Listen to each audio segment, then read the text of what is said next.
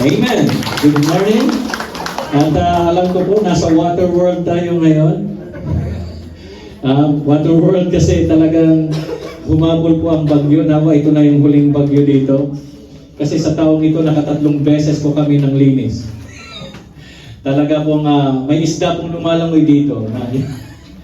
Kaya praise God. Slobe ng Panginoon, magbabago po ito next year. So muli, sabihin mo sa iyong katabi, mahal na mahal ka ng Panginoong Jesus. Kung wala kang katabi, mahal na mahal ko ng Panginoong Jesus. Amen. So sa umagang ito ay gusto ko na tayo po ay magsama-sama mag-aaral at pakinggan natin ang salita ng Diyos. Pero bagong lahat, wini-welcome ko po yung mga bagong kapatid natin sa Panginoon Jesus. Andiyan po sila sa likod. Yan. Welcome po. Sila po yung kahapon, humabol, pero may isa diyang maiiwan kasi hindi pa pinatanggap ni Brother Bingo. Mamaya daw. Alright, so ngayong umaga po ay gusto ng Diyos na tayo po ay hindi po mga mahihinang Kristiyano.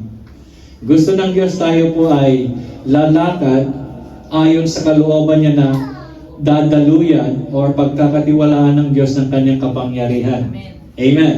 Sabi mo sa katabi mo, be a powerful Christian. Ayan po, hindi ko alam kung ano nangyari sa aking PowerPoint, pero nagkapatong-patong po sila. Anyway, bahala na si Lord. Naiintindihan niyo naman siguro, baka kaya niyo pang agapan dyan sa likod. Okay. So, ang pamagat ko nito ay walking by the Spirit. Ito po yung tinatawag natin na ito yung susi para magkaroon ka ng powerful life. Ibig sabihin, hindi ka lang Kristiyanong taga-upo. Ikaw ngayon ay kayang gamitin ng Diyos kahit saan kanya dalhin. Ito yung mga susi. Kaya tama-tama dahil kahapon may mga tumanggap sa Panginoon, ngayon ay nag-uumpisa ng kanilang buhay sa bagong buhay. At meron ng mga datihan na matagal ng datihan pero hindi pa rin gumagalaw sa kapangyarihan ng Diyos. Kaya ngayon, ito yung pagkakataon na lahat tayo ay gagamitin ng Panginoon. Amen. Bago man o matagal na, hindi po exempted. Lahat tayo ay dapat maranasan natin ito. Kasi mas masarap ang paglalakad natin bilang isang anak ng Diyos or binigyan ng karapatan maging anak ng Diyos sa pamamagitan ni Jesus kung tayo po ay namumuhay, hindi simba uwi. Alam niyo ba yung simba uwi? O dalo ka sa gawain, o 10 taon na ganun ka pa rin. Dapat yung kamay mo, yung mata mo, yung tenga mo ay kayang gamitin, pati yung bibig mo ay kayang gamitin ng Diyos para ngayon, maranasan mo kapangyarihan niya at ikaw ay gagamitin ng Diyos bilang isang tunay na kanyang ambassador or conqueror or saksi. Saksi ng Panginoong Jesus. Baka sabihin niyo, saksi ni Jehovah, iba yun. Tayo po ay binigyan ng Diyos ng karapatan maging anak niya sa pamamagitan ni Jesus at ang ating pong role, ating pong trabaho, ang ating pong purpose ay para mag-witness sa kabutihan ng Diyos na ating tinanggap. Kaya ito po yung pagkakataon na tayo po ay dapat lumakad na sa Espiritu. Mula nung tinanggap mo si Kristo, may tinanggap kang isa. Tinanggap mo yung pangatlong persona ng Diyos, ang banal na Espiritu. Yun yung pag kumakanta sa umpisan ng gawain ay wini-welcome natin siya. Pero ngayon, gusto natin na maranasan siya hindi lang tuwing linggo. Kasi kung minsan, Kristiyano ka lang pag linggo, pagdating ng Lunes, naku, ewan ko kung sino ka na. So, kayo nakakaalam po nun. So, ito po ay, tayo po ay anak ng Diyos at kailangan natin maranasan yung kapangyarihan niya bawat araw. Sabi mo sa katabi mo, bawat araw. Hindi bawat Sunday. Ha? Bawat araw.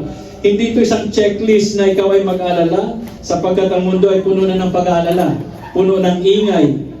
At ngayon kailangan ng Diyos na tayo po ay sumuko sa Kanya. Sabi mo sa iyong katabi, surrender. Yan. Hindi ito yung surrender na ikaw ay natalo. Okay po, lilinawin ko. Ito yung pagsuko sa Diyos, hindi sa ikaw ay natalo, kundi pagsuko sa Kanya upang ikaw ngayon ay makarinig ng tinig niya, mabigay ang kanyang isipan sa iyo, hindi ka na mag-aalala, at mararanasan mo siya sa loob mo. Kasi ang pagbabago sa bawat anak ng Diyos ay nagmumula sa loob. Hindi mula sa labas. Hindi po tayo magmamaskara. Hindi po yung parang clown. Sino yung nakakita ng clown? Nakangiti yung make-up, pero sa loob umiiyak. Nakakita na ba kayo ng clown? Kahit umiyak yan, nakangiti pa rin yan. Kasi yun na yung kanyang make-up. Hindi po ganon.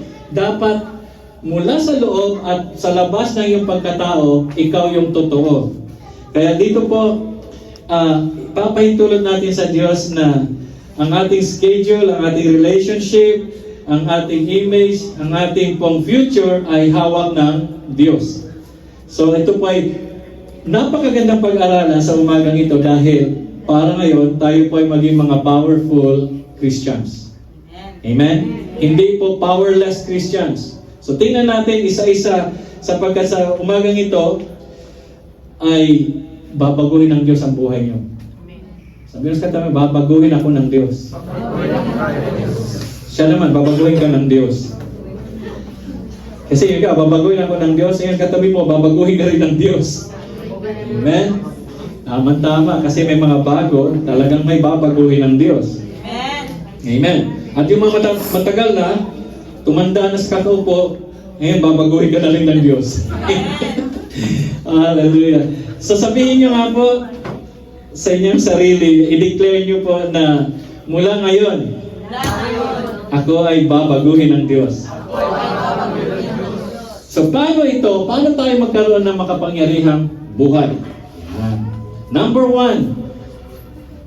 Tingnan, next slide nga. Wala palang mabasa, sobrang liit. Nababasa niyo po ba? Linaw ng mga mata niyo. Praise the Lord. Tinugon ang panalangin na tayo nakikita niyo. Ako, hindi ko na makita yung nasa likod. So dito na kapag tayo ay tayo mga anak na ng Diyos, ay may binabago ang Diyos. There is something powerful that happens when a believer begins their day. Pag inumpisa mo sa umaga mo na ikaw ay isusuko mo yung buhay mo, hindi ka nag-aalala sapagkat kasama mo ang Diyos. Di ba kung minsan pag-gising natin sa umaga, problema agad ang sasalubong. Pero ngayon, dapat ang sumalubong sa iyo ay ang banal na Espiritu agad. Holy Spirit, ang daming tubig. Anong gagawin ko ngayon?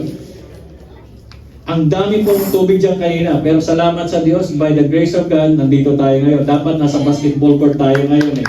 So all glory to God. Kasi talagang gumawa siya ng paraan.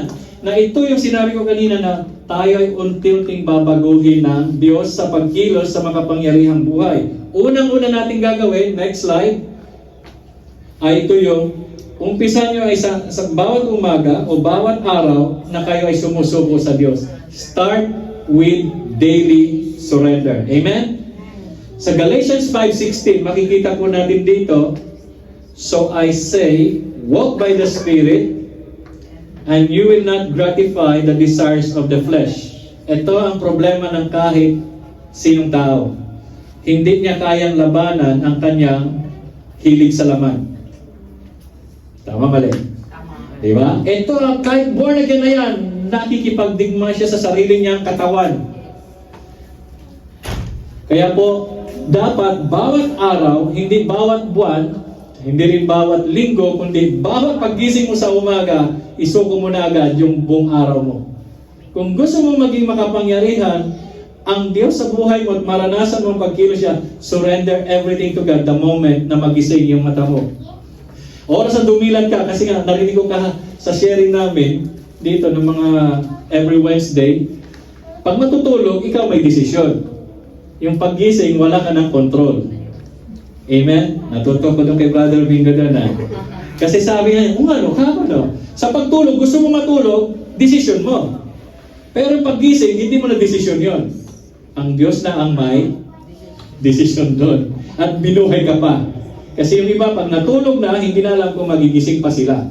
But praise God, dahil pag nagising ka sa umaga, unahin mo agad, isuko mo yung araw na yun. Kasi hindi natin nagagawa yun, di ba? Paggising natin, ang ito. Oy, mag-grocery ka lang. Oy, magwalis ka doon. Hoy, ang dami ng utos agad. Hindi pa nakakapag-utos ang Diyos. Si Mrs. nag-utos ng isang libro. Eh kung wala kang Mrs., yung tatay mo, yung nanay mo, hoy, bangon ka lang. Hay, sikat, batugan. Maya lang po. Nagbago na bigla yung pangalan mo kasi binanggit na kung sino-sino. Nagkaroon ka ng bagong palayaw. Kaya sa umaga pa lang dapat ang Diyos na ang nauuna, na isuko mo na sarili mo agad. Kaya unahin niyo po yan. Practicing niyo po yan. Ano po? Paggising mo, Holy Spirit, sinusuko ko lahat. Then makakapag-take over siya. Amen? Kahit anumang ang lose, anuman ang inyong harapin bawat araw, mayroon kayong kakampi. Hindi ka na nag-iisa. Kasi inaawit ninyo, yung inawit natin kanina, yung una-una, come Holy Spirit, di ba? Oh, welcome Holy Spirit. Hinahayaan natin siya sa awit, pero hindi natin siya hinahayaan talaga sa ating buhay. Kaya naisahan tayo lagi ng kalaban. So, pinapasimple ko lang, pag gising mo sa umaga, Holy Spirit, sinusubo ko na agad sa'yo. That's it. Then makakakilos na siya kasi pinaubaya mo sa Kanya. Kasi pag naunahan ka ng problema, ay demonyo na agad yun. Uunahan ka agad ni Satanas na masira ang iyong araw. Ang hirap ng araw na nag-uumpisa sa problema agad na nag-aalala ka. Ang hirap ng araw na hindi mo alam kung anong takbo ng iyong buhay. Alam mo naman na dapat, kaya lang na uunahan ka ng either galit, either hinanakit, either puot, or either inggit. Nag-gets nyo ba yun? Ang Holy Spirit, walang ganung bunga. Ang Holy Spirit, dadalhin ka niya lagi sa buhay na ganap at buhay na kasiyasiya, kapayapaan, pag-ibig, katahimikan, kagalakan. Sino ba naman may ayaw nun? Kung meron lang sa town center, bibili na ako nun. Wala ka mabibili doon, kagalakan. Punta ka doon, wala ka mabibili doon. Dahil ang nandun, okay, sige, lasinggo ka, uminom ka ng 10 beer. Tulog ka. Pagkatapos nun, masakit ulo mo. May hangover ka. Yun ay hindi kagalakan. Kasiyahan lang yun.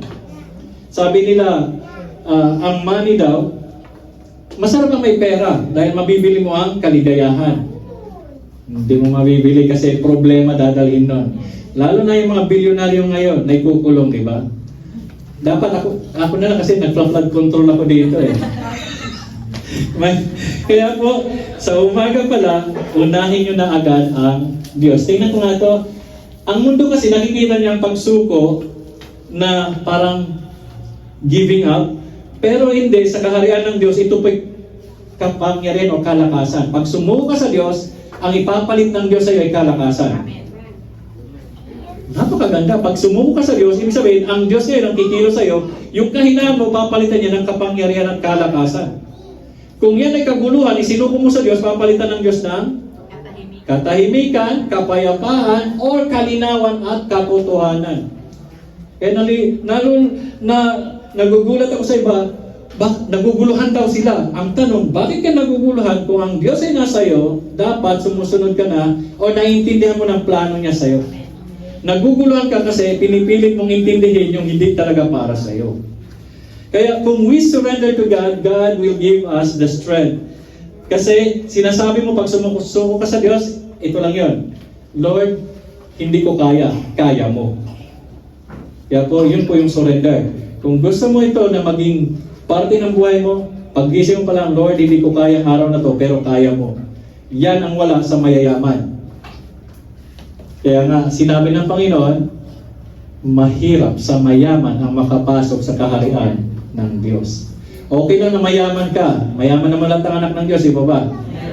Basta't marunong kang sumuko sa Diyos. Ibig sabihin, magpakumbaba. Kasi kapag may kakayanan ka, hindi ka susuko sa Diyos. Kaya natin yan. Takpan na yan. Simentohin na yan. Pero nang dahil wala kang pantakip, Lord, sa himala mo, tanggalin mo yan. Or else sila ngayon ay magbubota sa loob. But praise God, hindi po. So every time we surrender, we said, God, I cannot do this, but you can. Amen? I don't know, but you know. Because you have the power. Then doon mo mararanasan yung pagkilos ng Diyos. So number 1, hindi ko na pararamihin kasi para hindi ka malito. Una muna, paggising mo sa umaga, isuko mo na agad yung buhay mo sa Kanya. Lord, take over, ikaw na. Hindi ko to kaya. Kahit anong lakas, anong talino mo, anong meron ka, isuko mo pa rin para ngayon, mas dodoblehin pa ng Diyos yung gagawin niya sa buhay mo. Amen po? Pangalawa, yan, second slide. Pangalawa, ito. Sa mga walang Biblia, sabihin nyo lang para bigyan kayo ng Diyos. fill yourself with the Word of God. Ibig sabihin, sa John 14:26, but the Advocate, the Holy Spirit, whom the Father will send in my name, will teach you all things and will remind you of everything I have said to you. In Tagalog, ang ating pong katuwang, ang Banal na Espiritu na pinadala ng Ama sa pangalan ni Jesus ay tuturuan tayo sa lahat ng bagay. At ipapaalala niya. Okay? Kaya kailangan po sa mga anak ng Diyos, asan mga anak ng Diyos, pumalakpak nga. Ganyan. Kailangan po sa araw-araw na pagsuko nyo, dapat din magkarga kayo. Ibig sabihin, kumain kayo ng salita ng Diyos. Magbasa ka, makinig ka. Ewan ko anong gagawin mo, basta makinig ka ng salita ng Diyos. Hindi po yung balita ng mundo. Kasi pag balita ng mundo, stress ang aabutin mo. Galit, lalong-lalo na pag narinig mo na kinukupit na nila yung pera ng kaban ng bayan. Diba ba? Inaagaw ng teritoryo ng Pilipinas, wala ka rin naman magawa kahit magagalit ka. Kasi gagawin na nila yung made in China. So kargahan nyo po ang inyong sarili ng salita ng Diyos. So yung mga wala pong Bible, sino walang Bible, sabihin nyo po at tingnan natin kung meron tayong may bibigay sa inyo na Bible. Fill your life with the Word of God. Kasi alam po, ang ipapaalala ng Diyos, sabihin mo sa katabi mo, ipapaalala ng Diyos sa iyo ay ang salita niya. Kasi kung minsan naalala nyo yung sinabi ng sikat na nasa social media, yung motivational speaker, yun ang naaalala nyo. Subalit hindi nyo naaalala ang salita ng Diyos. O di po ba? Ang kung minsan sinasabi, ang sabi ni ganito, ang sabi ni ganyan. Pero ang tanong, ano ang sabi ng salita ng Diyos? So every day, alam niyo ipapaalala ng Diyos sa inyo? Ang salita niya. So always in a daily life, sabi mo sa simula ngayon, sabi mo sa sarili mo, simula ngayon. Magbabasa na ako ng salita ng Diyos. Tingnan mo yung katabi mo, totoo ba sinabi niya? Kayo din. Kung gusto niyo maging powerful ang inyong buhay bilang isang Kristiyano, gawin niyo to. Kasi hindi ito isang kwentuhan lang. Hindi ito kwentong pagong. Ito yung mga susi.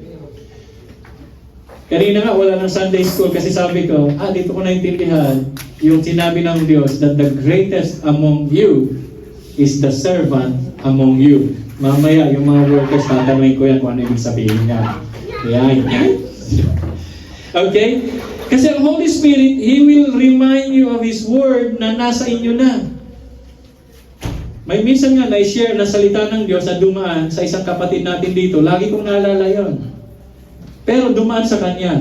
Kung minsan nagmula sa kapatiran, dumaan yung salita ng Diyos sa kanya, maalala ko. At yung mga salita yun, hindi nagmula sa isip niya kasi nakasulat na. Amen?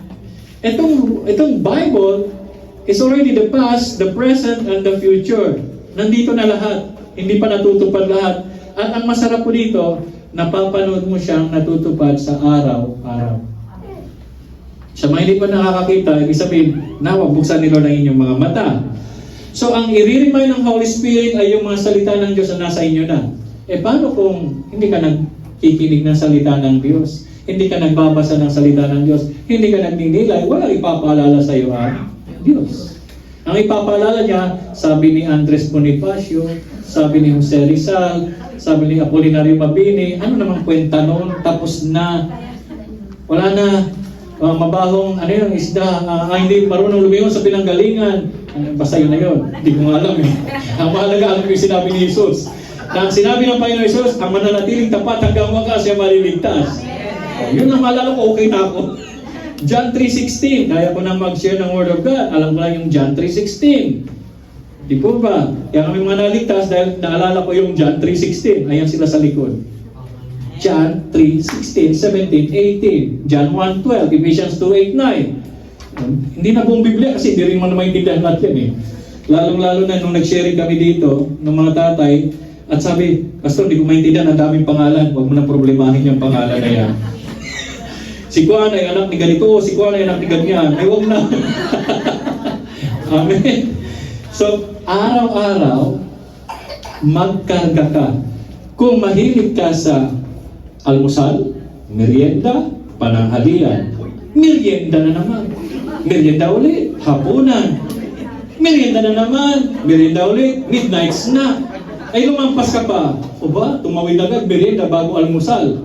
Ewan ko na lang. Sa salita ng Diyos, ganun din dapat. Puro ka salita na. Huwag mo sabing busy ka. Tingnan ko lang ha. Sino sa inyo nagtatrabaho dito?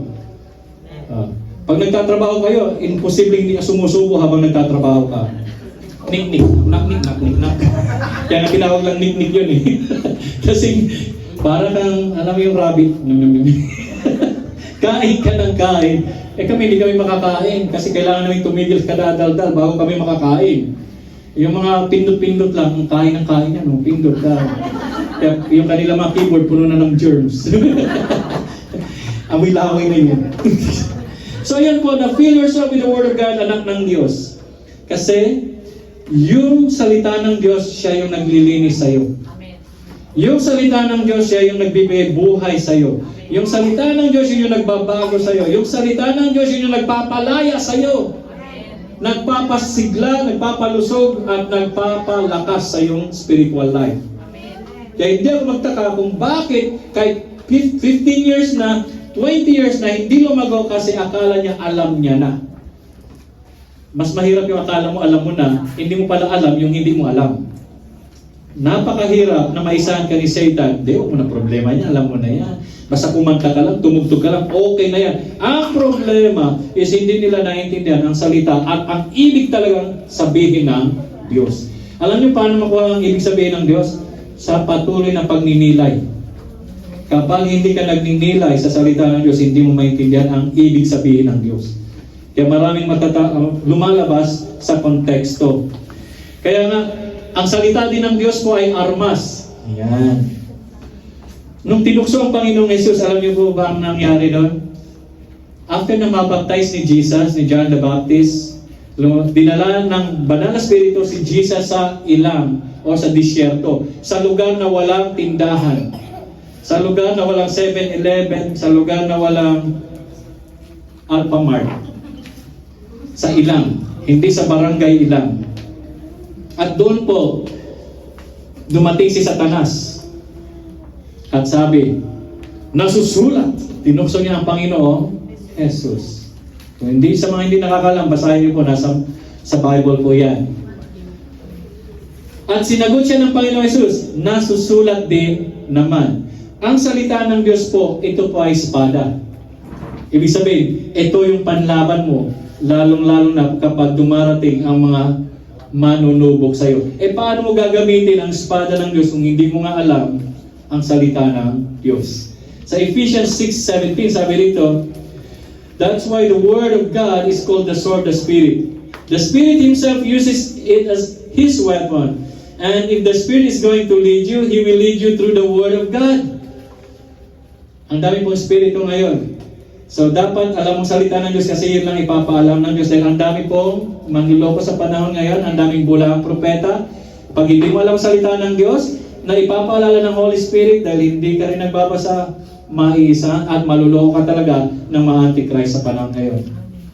Nabanggit niya namin sa aming prayer share kahapon, sa bilangguan, sa BGMP dyan, nandun na lahat ng klaseng reliyon pumapasok. Nandun na yung Diatab, Biogesic, Newset, kung ano nung gamot na nandun. Hilong-hilo na yung mga bilanggo kung ano ang totoo.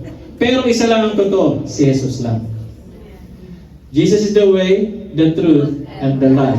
Kasi parang nagugulat sila yung mga bagong dumalo na, ba't natin sinisigaw ang pangalan ng Panginoong Jesus? Ibig sabihin, we are shouting a battle cry. Na isinisigaw natin ang pangalan, ang pinakamataas na pangalan na kapag narinig ni Satan, pati siya nanginginig sa takot. Amen? So hindi po yun isang gawa-gawa lang. When we shout the name of Jesus by faith, the kingdom of darkness trembles. Ibig sabihin, nandito, ang ating sinisigaw ang pangalan ng hari ng mga hari because the name above every name is Jesus. So yung salita ng Diyos na binabasa mo, ang pagninilay, kung ikaw ay nag-worry ng anything, when you start to worry, when I say worry, I-convert mo yung worry sa pag-iisip. Ng pag-iisip sa salita ng Diyos, makukuha mo ang ibig sabihin ng Diyos pag nagpapaturo ka sa Holy Spirit. That's how it is. Kasi nag-worry ka, di ba? Pag nag-worry ka, iniisip mo na lahat ng senaryo.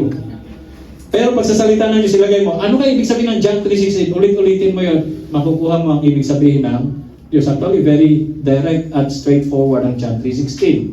For God so loved the world that He gave His only begotten Son, that whosoever believeth in Him shall not perish but have eternal life. Napaka-straightforward pero ang hirap tanggapin ng maraming tao. Gusto nilang gumawa ng pamamaraan para sila maligtas. Okay, so that's it. So today, sabihin nyo nga, sabihin nyo, Holy Spirit, write your word, in my heart. By faith, ulitin natin ha. Ngayon may pananampalataya na. I-declare po natin. Holy Spirit, write your word, in my heart. Amen. So pangatlo. So yung una ay daily surrender. Start with daily surrender. Number 2, make your prayer. Number 2 is, ano yung number 2? Fill yourself with the Word of God. And number 3, ito na. Make prayer your lifestyle. Nababasa nyo ba? Prayer cannot be just something you do when you're in trouble. Hindi lang yan yung pag kayo ay namang problema, saan ka lang mananalangin, parang lumindol. Diba? Lumindol, ano? Nung lumindol, sabi lang, Lord Jesus, Lord Jesus, Lord Jesus. Pero nung walang lindol, walang Jesus. Nakita niyo yung napano niya sa Facebook, nung lumilindol, nababanggit ng pangalan ng Panginoon Jesus. So anong gusto natin? Lindulin lagi para mabanggit siya? Nagigets niyo ba? Kailangan bang maraming sakuna muna bago tumawag sa Diyos? Hindi dapat ganun ang lifestyle. Ang lifestyle, may problema wala, tumatawag ka sa Panginoong Jesus. Masaya ka, Lord, thank you. May problema ka, Lord, help me. Wala kang problema, Lord, thank you. Make your prayer your lifestyle. At dito, napakaganda kasi if you want the Holy Spirit to take control, prayer cannot be just something you do when you're in trouble. Hindi lang yung pag may problema ka sa kakatatawag sa Diyos. Ito yung parang rhythm of your life. Ibig sabihin, anong rhythm? Bawat tibok ng puso mo or bawat hininga ay pwede kang magpasalamat lagi sa Diyos. Hindi, huwag ka lang magpasalamat kapag masaya lang. Magpasalamat kapag may maraming pagsubok. Thank you for sunshine. Thank you for rain. Thank you for joy. Thank you for pain. Thank you for sobrang tubig. Kaya yung magpapabaptize, dyan na lang tayo diretso mamaya. Lalayo pa tayo. Mga gastos pang diesel. Dyan na lang. Okay? Prayer is not ritual. Okay? Ang panalangin, hindi po ito isang ritual na isang empty words. Ito po dapat ay mula sa iyong puso. Ito ay yung lifeline. Bawat hininga mo ay parang gawin mong panalangin na parang hininga mo. Ito yung pagkikipag-usap mo sa Diyos sa pangunguna ng Holy Spirit. Oras, minuto, segundo. Amen po ba? Kasi baka yung iba na nanalangin, pag tumunog ang kampana, lalabas ang kampanerong kuba at maglulubena na. Ganun ba? Hindi, dapat every moment manalangin ka. Sa estudyante, pagdating na katapos na isang klase, Lord, thank you, tapos na, umalis na yung terror ng teacher. Okay? What I'm saying is, kumbaga, gawin nyo ito na normal. Para ka lang sa mga babae. Sa kababaihan, di ba? Pag pumunta kayo ng siya, anong una yung harapin? Salamin. Ting, retouch dito, retouch doon. Wala nang mariretouch, dinikit na patikilay. Ang lifestyle, ganun din. Dapat pag humarap, pag gising mo pa lang, pray ka agad. Dito yung una, surrendering is pray. When you pray to surrender, that becomes power. Amen po? Sa business, ganun din. Sa trabaho, ganun din. Lord, hindi ko kaya mo to. It must be your lifestyle. Lord, salamat, natapos na po ang shift namin. Lord, salamat, natapos ko na ang gawain sa buong araw na ito. Alam niyo ba yung mga housewife? Sinong housewife dito? Yung mga housewife, di ba? Nakakapagod ang trabaho. House husband. Sino bang house husband dito? Okay. House tambay.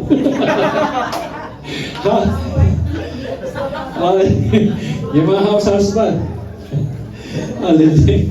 So, napakasarap na pag ang buhay, ang lifestyle mo ay panalangin. Lord, thank you po, natapos ko ng gawain sa araw na to. Thank you, Lord. Salamat sa kapahingahan. Alam niyo, kapahingahan, napakamahal nito. Tingnan niyo, ha. Pag mag-enjoy ka, mura ba ang mag-enjoy? Hindi. Magbabakasyon ka, mura ba? Hindi. Bakit ka nagbakasyon? Gusto mo raw mag-unwind. Gusto mo magpahinga. Hindi. Pag nagbakasyon ka, stress. O dadaan ka sa immigration, dadaan ka sa ganito, ang daming stress. Hindi yun. Ibig sabihin nun, adventure. Hindi unwind, adventure. Ginugulo nilang mundo, ano? Kaya kung gusto mo maging lifestyle ang prayer mo, lagi kang manalangin anuman ang iyong sitwasyon. Maganda man o hindi, pray and pray and pray. When you breathe, you pray. At saka yung, alam niyo, nagbubuntong hininga ka sa hirap ng buhay. Nararanasan niyo ba yun? Ang bigat eh. Thank you, Lord. Amen. Alam ng Diyos, ano yung sinabi ng Panginoon? Come unto me, all you who are weary and heavily laden, and I will give you rest. Amen. O di Lord, sabi Lord, pag nabibigyan ako, di ba sabi mo ganito sa salita mo, ilalapit mo ngayon. Kanino salita na naman yon? Sa Kanya. Kaya yung mga bago, pag may problema, may tatay kayo na nasa langit. Siyang may likha ng langit at lupa in 6 days. Problema mo pa kaya pagkaliit-liit. Okay? Alam nyo, ang kalaban, nandiyan pa ba kayo? Kasama, nandiyan ka pa ba? Baka na-rapture ka na. Ang kalaban, hindi siya natatakot sa mananampalataya o sa naniniwala sa Diyos na nagpipray lang ng paminsan-minsan. Hindi siya matatakot sa'yo. Kasi unang-una sabi niya, hindi, di ba Lord, sasabihin ba niya, ako sa kanya, ito. Sasabihin ni Satanas, o di ba Lord, sabi mo, pray without ceasing. O tingnan mo yun, he never prays. Hindi man lang siya nananalangin. Kasi dami niya pera. Kasi wala siyang problema. O di ba ginawa kay Job yun? Pero si Job, ibang kinayari kay Job. Si Job, ang daming panalangin. Kaya sabi, kuya, ito na nanalangin ka o hindi, si Satanas nag-aantay ng pagkakataon na hintulutan, nagpapaalam siya na subukin ka niya. Hihingi siya ng permiso sa Diyos. Eh kung hindi ka nagpipray, lalo na mahina ka. Kung sa tingin nyo si Job, makikilala natin si Job kung hindi ba siya laging nananalangin sa Diyos. Nakilala nga siya dahil mapanalangin din siyang tao. So sabihin sa katabi mo, manalangin ka lagi ha. Natatakot si Satan. Take note. Satan fears a believer whose life is prayer. Kapag pray ka ng pray, matatakot si Satanas sa'yo. Parang ganito lang. May anak ka, mahal na mahal mo. Amen? Hindi mo isinispoil kasi meron mga spoil. Anak na mahal mo. Ngayon, makapangyarihan ng tao. Every time na may aapi sa kanya, sisigaw siya. Every time na may aatake sa batang ito, ay sisigaw siya sa'yo. Tatawag, hihingi siya ng tulong. Makapangyarihan siya. Sa tingin nyo, mayroong makakagalaw sa anak niya. Natural, wala. Kung kayo lagi tumatawag sa Ama at protection sa Ama, wala pong makakagulo sa inyong buhay. Kung meron ng gulo, ibig sabihin nagtitraining ang Diyos sa inyong buhay. Tinitrain niya ang inyong attitude, yung character. Amen? So, huwag din natin pong gamitin ang panalangin bilang last resort. Dapat is always our first resort. Amen pa? Okay ba? So, powerful life, ha? Surrender daily. Pangalawa, fill your life with the Word of God. And third, pray. Make prayer your lifestyle. So, makikita niyo po ang outline na ito. Ilalagay po namin yan sa ating pong website. Ilalagay natin sa page. Ilalagay din natin sa ating group. Para ma-review niyo po ito. Pag nangihina ka, balikan mo lang. Hindi na ako nagpipray, kaya pala. Hindi na ako nagbabasa ng salita ng Diyos kasi puro na ako telenovela. Tingnan mo, manood ka lagi ng telenovela na isang linggo, puro drama buhay mo. Hindi ka naman mukhang upa, o papatayin ka ni Satanas. Hallelujah.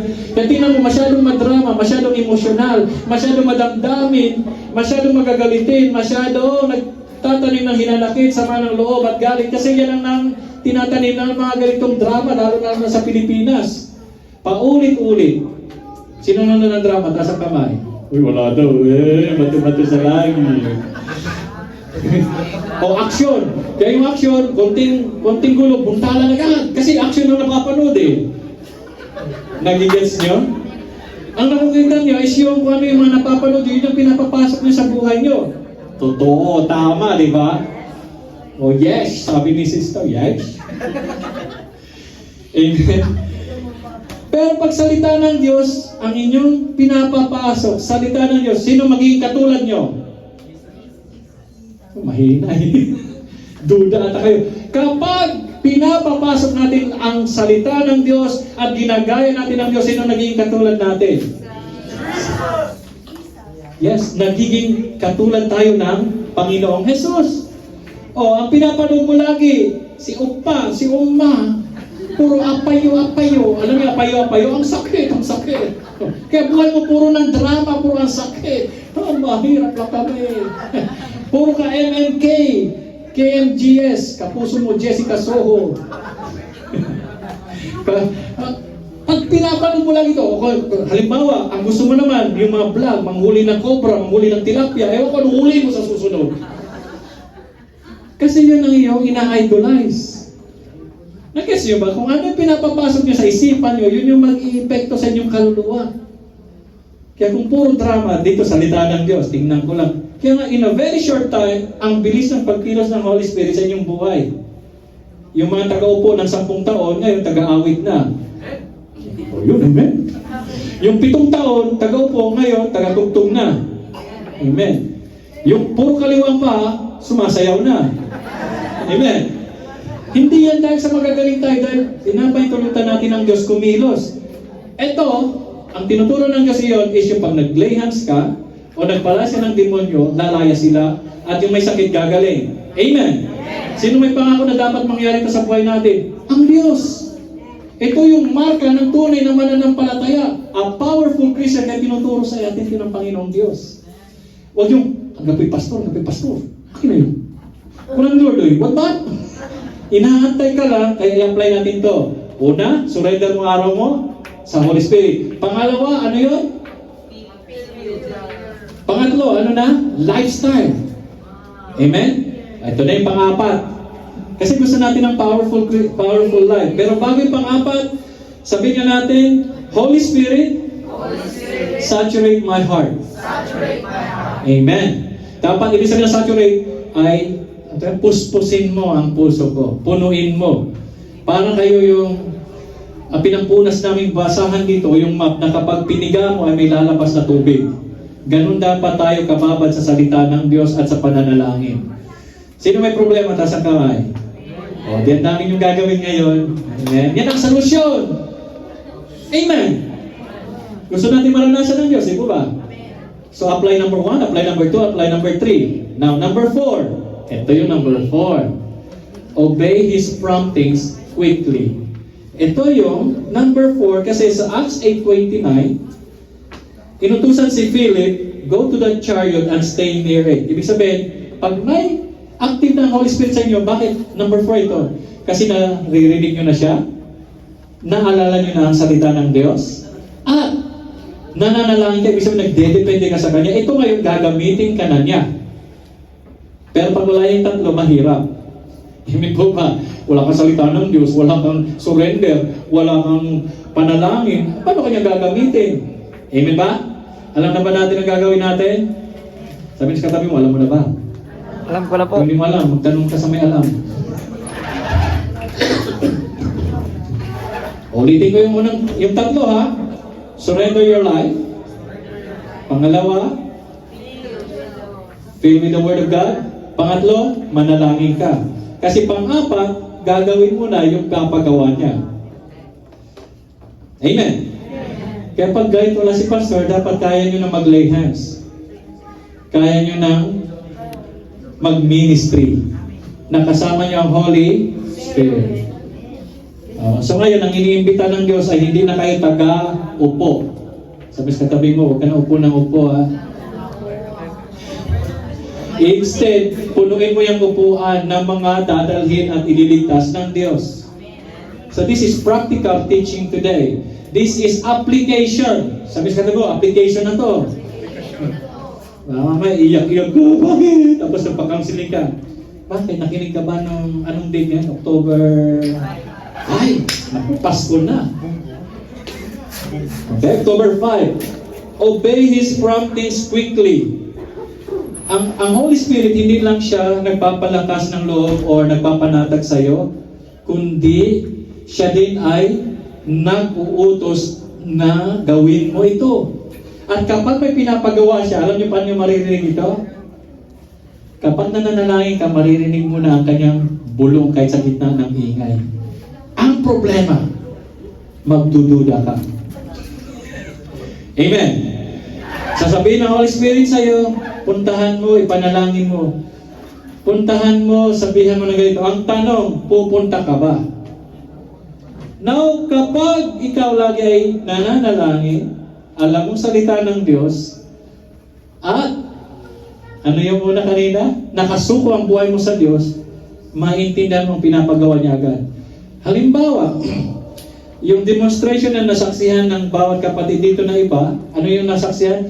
Noong may isang tao na possess.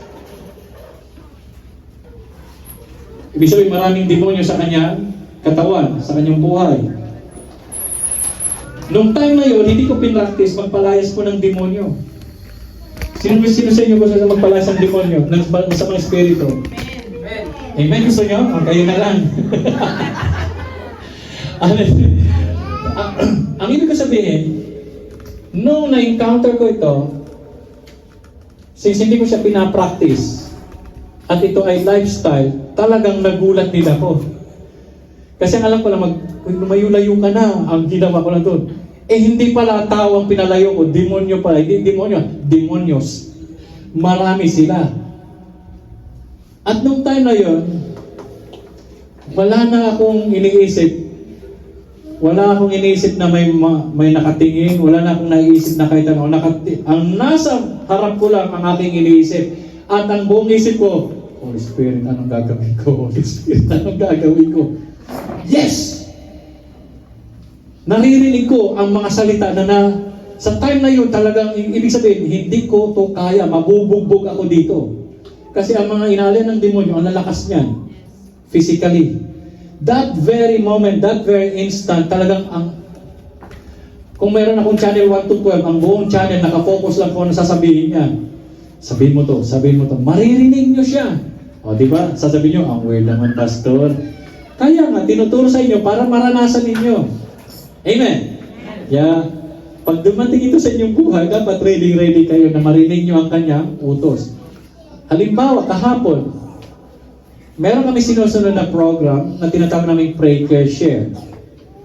Ngayon, sa sobrang dami ng ginagawa, at since lifestyle na namin ang makipag-usap lagi sa Diyos, may problema man o wala, o may busy man o hindi, kahit busy, nakakapag-usap pa rin kami ng Diyos. Ganun ba kayo? Yes. Ganito yan. So may outreach kahapon. Papunta pa lang, tiniming din ng ulan. Nag-uusap na kami. Cancel na natin. I-cancel na natin. Tiniming talaga, lumakas ang ulan. At ang panalangin namin, Lord, huwag mo nang papaulanin kasi bahang-baha na talaga. May outreach. Yun yung panggalangan. Now, sa time na yun, wala kami masyado na i-ready, kundi yung aming nasa loob na. At yun yung ginamit, kaya may naligtas na mga kaluluwa na nasa likod. Hindi man nila alam kasi tayo ay naliligtas sa pamamaraan na hindi dapat makikita ng mata kundi sa pagkilos ng Diyos. We live by faith, not by sight. We use the Word of God, not my intelligence, not my opinion, kundi the Word of God. Ibinigay lang namin yung mensahe ng Diyos sa kanila and they receive it. Hindi nila kami tinanggap. Ang tinanggap nila ay yung nagsugo sa amin. Amen. In spite sa daming Obstruction at discouragement. Papunta pa lang, naku, nakabota pa kung pupunta doon. Kasi tinan nyo naman yung dinaanan nyo, di ba? Buti na, mababaw na eh. Habang naglalakad ka, mayroong tilapyang lumalangoy. Hi, pastor! Kung maprito lang sana kita. Eh, maliit-liit. Hindi siya pwede. Bitin. Maliit. Nandiyan, maraming lumalangoy dyan. Kung minsan maliliit pa, hindi mo alam kung klase isda. Huwag lang yung mahaba, ha? Ahas na yun. So, obey His promptings. At yung mga salitang yon, hindi na yon, wala kaming binuksang Biblia. Kahit tanongin nyo sila, nagbukas pa kami, wala kaming dalang Biblia. Kasi kami na yung salita ng Diyos. At kayo din dapat maging salita ng Diyos. Amen?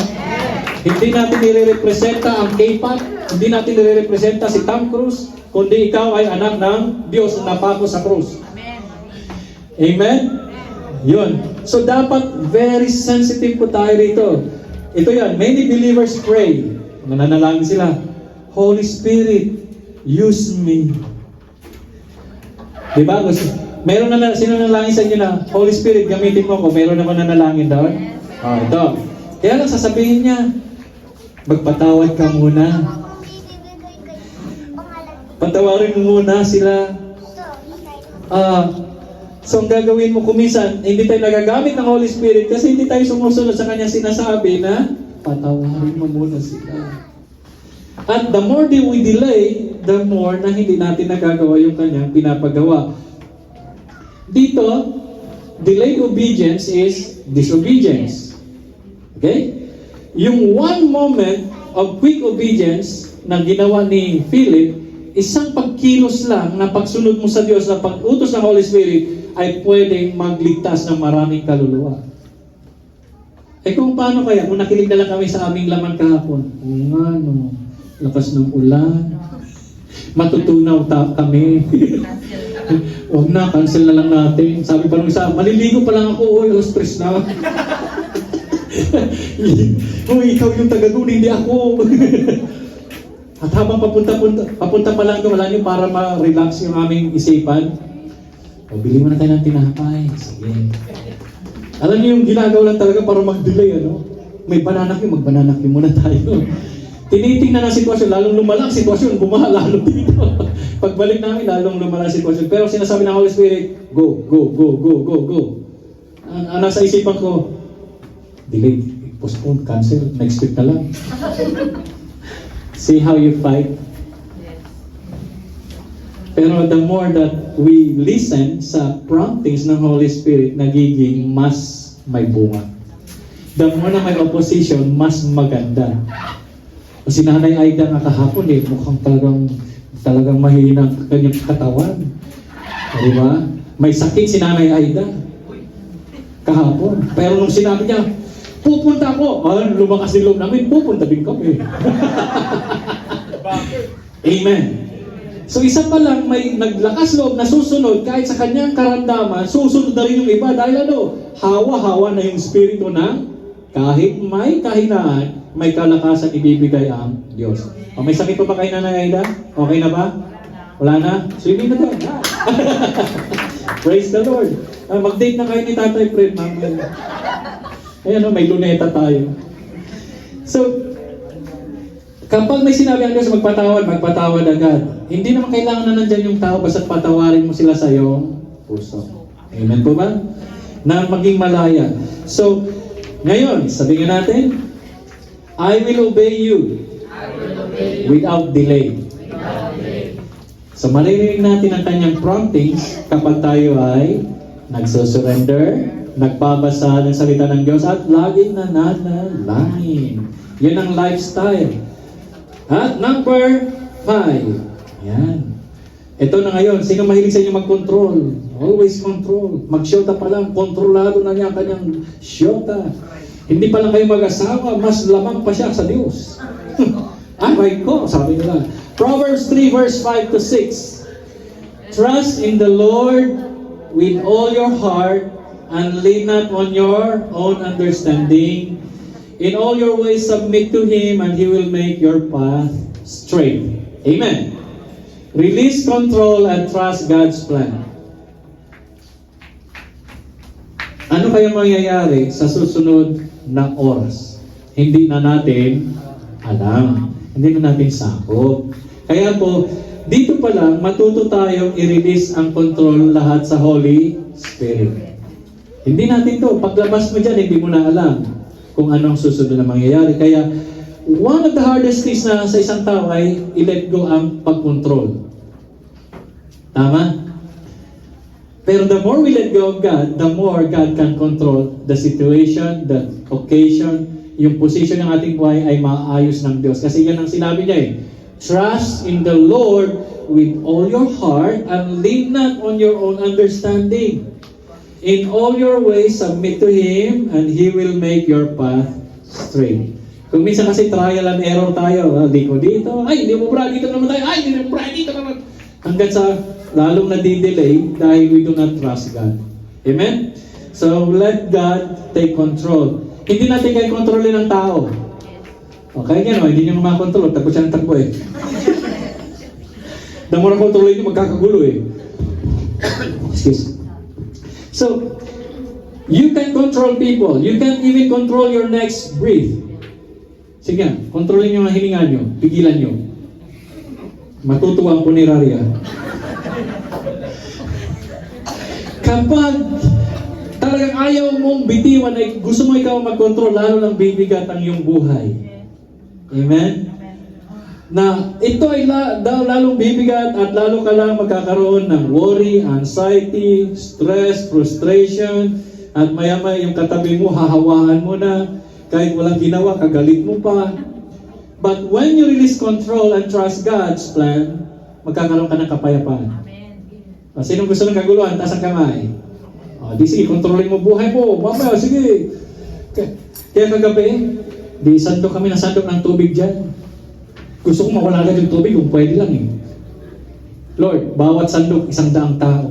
100 tao, ipapalit mo sa bawat paghihirang na ito. Amen? Kasi sakit-sakit ng braso ko eh. Kasi ang dami talaga, siguro mga 5 drum na yun na nakargaan na namin dyan na tubig. So, we cannot control. Ang ibig ko sabihin is, Lord, pagod na ako, take control. Inyugip ko lang. Ako ulay ka lang tanggol. Kauli ka, Lord. Why should I? Hindi ko makontrol, hindi ko masipsip yan kako. Ibig sabihin, I surrender. Ayaw ko na. 11:30, saka ako nagpahinga. Kasi kako, Lord, kahit anong sando ko, ayaw mabawasan eh. Lalo lang dumadami, kaya hindi kayo makadaan dyan kasi hindi mahubos-ubos. Kung hindi ako nag-let go, di na, hanggang ngayon, wala pa tayo dito. Nandyan lang tayo lahat sa pagsando. But praise God, kapag hayaan mo ng Diyos, kasi ang iniisip na namin, saan na tayo lilipat sa grade? Saan tayo magagawain? Nangyari na yan last week. Inulit na naman this week. Kaya sabi ko, kung naalala ko ang sinabi ng aking sister wife, ba't ako mamang problema? Siya may gawain, siyang bahala. Amen? Amen. Natis nyo ba? Apply niyo sa inyong bawat buhay. Wala kang pera, may ama ko sa langit. Lord, dalhin mo ko saan ako makakapagtrabaho. Saan ako makakakilos. Paano gagawin ko? Bahala ka, Lord. Sabi mo, I should not worry. Amen po ba? Okay ba? Mag-worry pa ba kayo? Hindi kayo, huwag kayo worry ng worry. Wala rin mangyayari. Amen? May natututunan na ba kayo? Magiging powerful na ba yung katabi mo? Tingnan mo nga. Okay. Walang edad dito bata o matanda. Take note. Si Jesus, 12 years old. Nasaan si Jesus ng 12 years old siya? Nasa templo. Sinong kausap niya? Yung mga Pariseo, mga matatalinong tao. Kaya huwag yung sabing, bata pa ako, hindi ko pa kaya. Kung gusto mo, kaya ng Diyos. Amen? Kaya dito, wala nang dapat tagaupo. Lahat gagamitin ng Diyos. Gusto niyo ba yan? Amen. Lahat ay powerful, lahat ay nagsasalita, hindi salita ng balita ng mundo, kundi salita ng Diyos na nagbibigay kaligtasan. Amen po ba? Anong problema na may katabi mo? Anong problema mo ka mo? Ang problemahin mo, paano ka makasunod sa kalooban ng Diyos. So, control. At dito po, tingnan nyo nangyari sa mga Israelita. Ito, bigyan mo ng kwento. Nung sila po ay nagigipit na, nasa gilid na sila ng Lingayen Beach. At parating na ang mga papatay sa kanila. Wala na silang magawa, kundi sisihin si Moses, itong Moses kagagawan mo. Nilabas-labas mo kami doon. Ngayon, andyan na yung mga papatay sa atin. Anong gagawin? Anong gagawin ni Moses? Pati si Moses. Tulad, paano na? God, sasabihin siguro ni Moses, oh my God.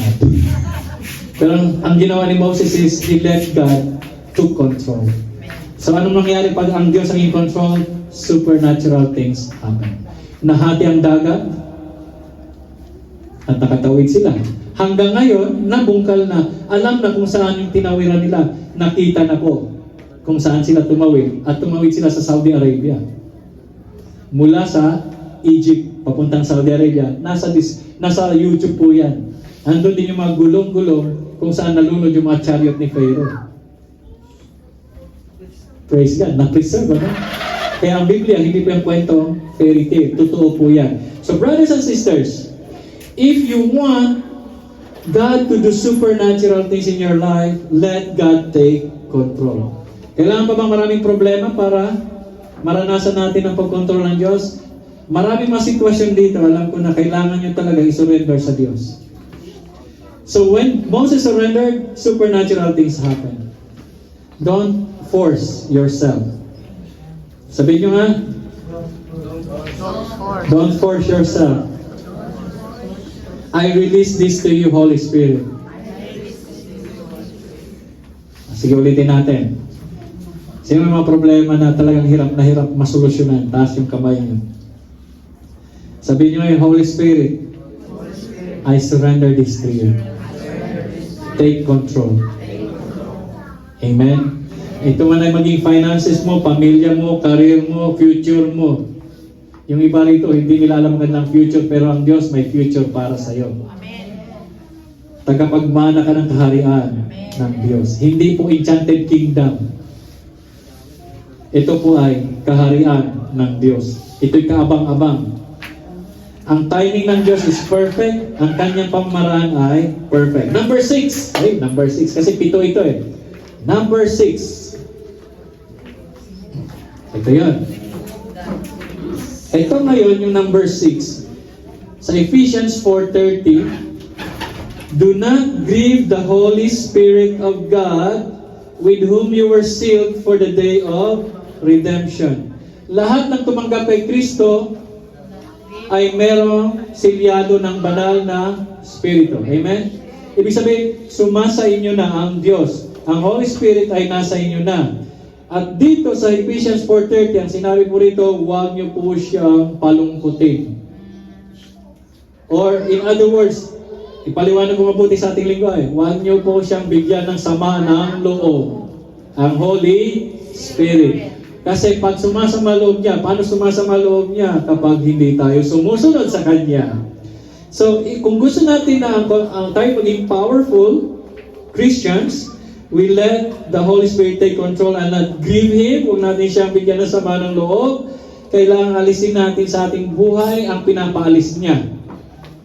Naintindihan niyo ba yun? Kasi sa dami ng ginawa niyo sa mundong ito, marami na kayong pinapasok sa buhay ninyo. At merong papaalis ang Holy Spirit dyan. Halimbawa, paglalasing, o hindi mo matanggal-tanggal. Pero darating ang araw sasabihin ng Holy Spirit, o ano ba? Tayo ba o siya?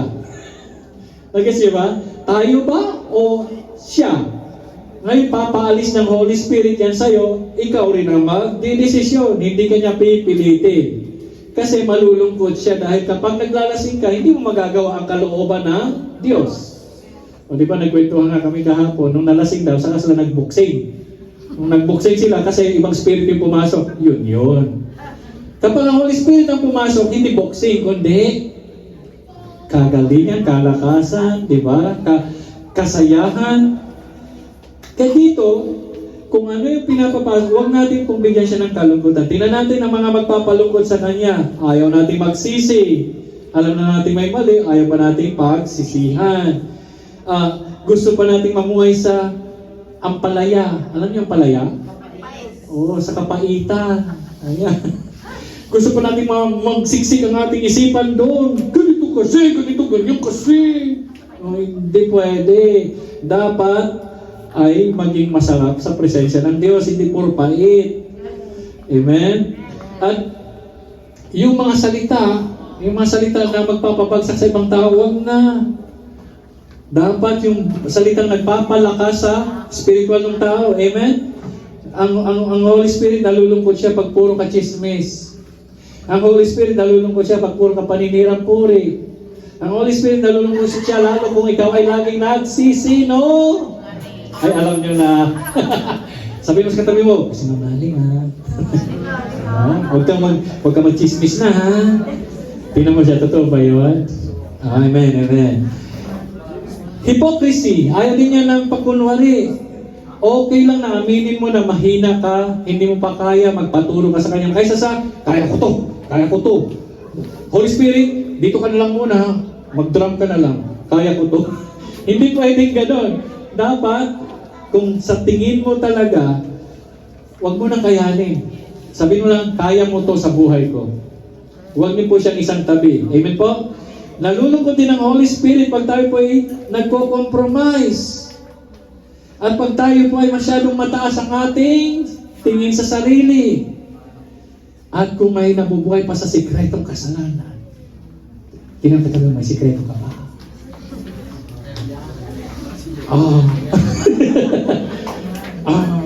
Napapakamot na siya sa ulo niya.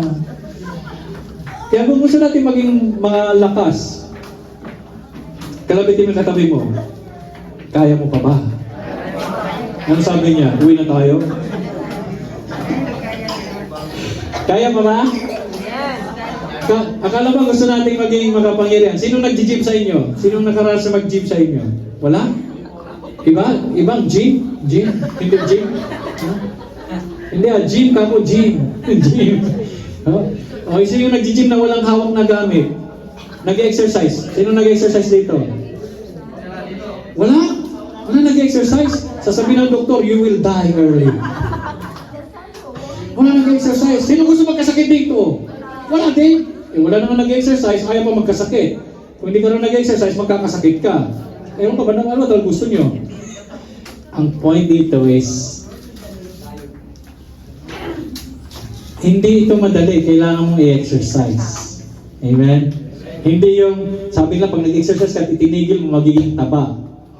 So ngayon, alisin natin, paalis natin, hindi tayo mag-alis ha, ipaalis natin sa Holy Spirit by exercising what? Obeying the Holy Spirit. Amen po? Okay, malapit na, 1 oras pa, kakaumpisa ko pa lang. Sabi sa katabi mo, nagkakaumpisa pa lang, inaantok ka na. Dapat natulog ka kagabi. Hindi ka nagpuyat. Kasi puyat ka ng puyat. Ayan, sabihin mo sa ngayon, Holy Spirit, I remove what grieves you. Isa pa nga, Holy Spirit, I remove what grieves you. Okay, kung anong nagpapalungkot sa Holy Spirit ay pinapaalis natin sa Kanya. Amen? At pinakahuli, palakpakan na natin ang Diyos, huli ito eh. Tuwang-tuwa naman kayo, huli na ang introduction. Number 7. Ito yan. Gulong-gulong pa lang ng aking ginawa. Sa ulitin, gawin ko pang mas magulo. Stay in community and worship. Amen? Tanong ang katabi mo, nag-i-enjoy ka ba? Nag-i-enjoy ka na ba? Di ba kung minsan, ang hirap-hirap magising, yung mata mo, ilagay mo na lang ipit, gano'n. No? Kasi puyat na puyat ka, gusto mo lang nasabing gising, gano'n na lang. Oh. Yung katabi mo, patulong ka na lang, hindi lang ang mata ko kasi nahantok ako, kamo. Stay in community and worship. Ito yan, makikita natin yan sa Acts chapter 2, verse 42 to 43. They devoted themselves to the apostles' teachings and to fellowship. Ito yun. To the breaking of bread and to prayer. Yan, mamaya magko-communion po tayo. And to prayer. Everyone was filled with awe at the many wonders and signs performed by the apostles. Ulitin ko Acts chapter 2, 42-43. They devoted themselves to the apostles' teaching. Apostles what? teaching. And to fellowship. Ito yan. Mamaya magkwekwentuhan kayo. Fellowship. To the breaking of bread. Communion. And to prayer. 4. Tingnan yung resulta pag ganitong gagawin lagi. Ano daw magiging resulta? Everyone was filled with awe at the many wonders. Ito na yung gusto mangyari ng Holy Spirit sa inyong buhay. So that you could do signs and wonders. Parang hindi ka excited doon ha? Gusto niyo bang maka-experience na kayo mismo ang ginamit ng Diyos to do signs and wonders? Isa lang nag-inis, 2. Sino yung iba? Ewan. Ano yung ginawa nila? Apostles' teachings, fellowship, breaking of bread, prayer. Then they started to do signs and wonders. Walang bago, walang matanda. The more na gusto mo magpasakop sa Holy Spirit, ito ang magiging resulta. Amen. Ito ang resulta ng pagkilos ng Diyos. Tingnan mo yung katabi mo. Yan ang resulta. Yes. Marang hindi kayo naniniwala sa Kanya. Kanina, yung worship leader dito, taga-upo lang yung dati doon. Diyan, bandang yan. Mainit? Yung tumutugtog ng bass latte, wala lang. Padalo-dalo. Ibig sabihin, kung gusto niyong gamitin ng Diyos, that's a sign and wonders. At ngayon gusto ng Diyos na i-upgrade. Sabi niyo, upgrade. I want upgrade.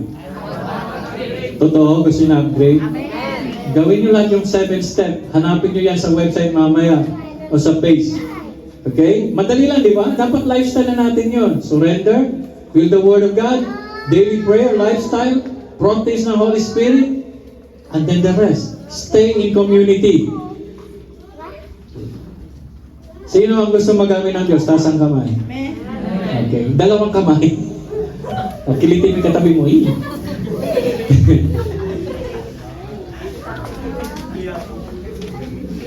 Kung kikilos tayo lahat, magiging doble tayo dito. Sabi ko nga, kahapon, ay hanggang kanina madaling araw, umaga, kaya parang puyat kanina madaling araw, katasandok ko rito 100 kaluluwa. 100 kaluluwa. 100 kaluluwa. Paano mangyayari yun? Mangyayari yun pag kayo na ang pumilos, nagagamitin ng Diyos. Sa ginagamit na isang tao, ilan ang naliligtas? Marami. Isa pa lang yun kung lahat kayo ay gagamitin ng Diyos para mag-prophesy, ibig sabihin mag-witness sa Panginoon. At tapos we stay in community. Hindi tayo naggumagawa ng isang relihiyon. Ang ating sinusunod ay ang Panginoon Jesus. Ang Apostles' teachings. Apostles' teachings is going to the teachings of Jesus Christ. At paano natin malalaman na nasa teachings ng Jesus ng Panginoon Jesus? The Holy Spirit in us. Amen? Pag nanghihinay katabi mo, hindi mo siya hatulan, kundi paalalahanan. Hoy tol, naliligaw ka na. Amen? Paalalahanan mo lang. Kasi kasama naman nila ang Diyos. Amen po? Alright, so ayan po. Sa umagang ito, 7 po ang tinuro ng Diyos. So you can review these things when we post it again sa ating group, website, at page. So stay in community and worship. Ang unang church, ang Acts Church, okay mag-alala, focus lang. Malapit na tayo sa introduction. Ang unang Charge church, now. they were born in the atmosphere of unity. We only unite in the name of Christ. I repeat, we are only united in the name and the body of Christ. Hindi religion, hindi denominasyon. We are just moving in the Word of God. We will unite in prayer. Amen? 100 souls. Ilan na kayo dito? 40. Sa Lugawan kahapon, 27 na kami. Lugawan pa lang yun. Kaya kailangan maghanap ng anlilugaw daw. Dito, we teach each other. We pray for each other, we unite in the body of Christ, and we worship together. Yung iba na nanibago patangaba ng awitan. Pero mukhang mas mahaba yung patalastas. Ito yung patalastas. The Word of God. When the Spirit is when the church, when the fellowship is moving in unity in prayer, teaching, and worship, there will be miracles. Himala. Yung mga imposible sa tingin mo mangyayari, sabihin mo sa sarili mo, pag ako'y susunod, ang imposible magiging posible. Naniniwala ka ba? Amen. Ngayon nag-iisip kayo, paano ng kinabukasan ko? Ang kinabukasan ko, ibigay mo sa Diyos. Kasi mas maganda ang plano ng Diyos. At hindi lang doon, ang church ay they were generous, they were bold, and they were overflowing with joy. Kapag nandito ka sa presensya at sa pamilya ng Diyos, hindi ka na nag-iisa. Tingnan katabi mo. Yan ang iyong kasama. Kasangga, kapamilya, kapuso. Diba? Sa pangalan ni Jesus. So don't wait until Sunday morning. Gawin niyo inyong bahay na worship center, fellowship center. Hindi lang yun. Ito, gawain namin to. Sa sasakyan. Make your car a place of worship. Kahit kuliglig yan. Sino may kuliglig dito? Kahit anong tricycle man yan. Mag-usap kayo ng salita tungkol sa salita ng Diyos. Worship in your car. Gather with other believers, lift up the name of Jesus, and watch the Spirit move. When you stay in fellowship, sabi ng Diyos, where 2 or 3. Ilan ang kailangan ng Diyos? 2. Or 3. Or 4. Or 100. Basta ang minimum ay 2. Kasama niyo ang Diyos kapag kayong dalawa ay nag-uusap tungkol kay Kristo. Hindi kay Christopher. Hindi kay Christina. O kay Christian. Kundi dapat kay Christ. Because where 2 or 3 gathered in His name, nandun ang Panginoong Jesus. Amen po ba? Kaya sa umagang ito, there were 7 steps. Gawin po natin ito. Then our life will change drastically, dramatically, and will become more godly. Amen. Kaya sabi ko kanina, dito pala naiintindihan ko ang sinasabi ng Diyos. The greatest among you is the servant among you. Sa 7 na yun, magiging matatransform ang inyong buhay. Yung mga powerless, magiging powerful. Yung mga taga-upo, magiging taga-tayo, taga-kilos. Wala na rito may rayuma dahil hindi kumikilos. Hindi na cholesterol, kundi full of Christ. Amen? So this morning, Manawa, you just review this again and apply every day. Hanggat sa ikaw ay may hininga, gagawin mo lang dito.